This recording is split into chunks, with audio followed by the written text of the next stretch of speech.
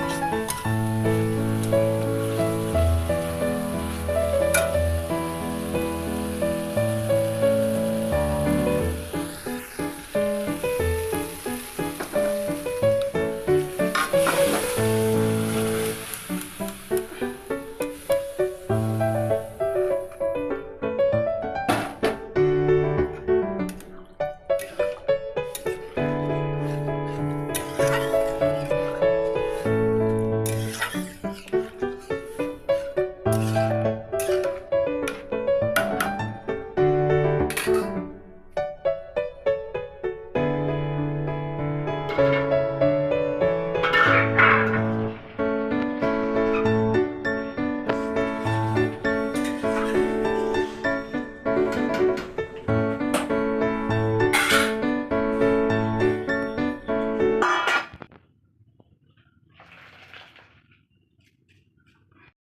বন্ধুরা দেখো, আমার রুটি ঘুগনি একদম কমপ্লিট হয়ে গেছে। কমপ্লিট করে একদম বসে পড়েছি খাবার জন্যে।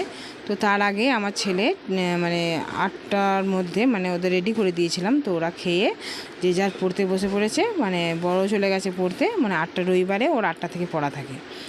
তো সেই জন্যে ও খেয়ে দিয়ে বেরিয়ে গেছে, মানে সবটা হয়নি, মানে ঘুগনিটা হয়ে গিয়েছিল।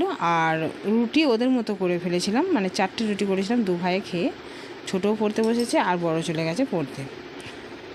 তো এবার আমরাও খাবো, যেহেতু মানে আমার খাওয়া অভ্যাস সকালবেলা অতটা নেই, কিন্তু ও তো 8টার সময় খায়, তো অভ্যাস হয়ে গেছে। তো 8টা পেরিয়ে গেছে, যেহেতু ভালো লাগছে না, সেই জন্য খেতে বসে পড়েছি। তো বন্ধুরা, সকালের টিফিনের ভিডিওটা তোমাদের কেমন লাগলো অবশ্যই আমায় কমেন্ট বক্সে জানাবে। আর যদি ভালো লেগে থাকে লাইক, কমেন্ট, শেয়ার। আর নতুন বন্ধুরা যারা আছো অবশ্যই চ্যানেলটাকে সাবস্ক্রাইব করে দিয়ে পাশে থেকো। আজকে এতটাই, আবার দেখা হবে নেক্সট ভিডিওতে। বাই।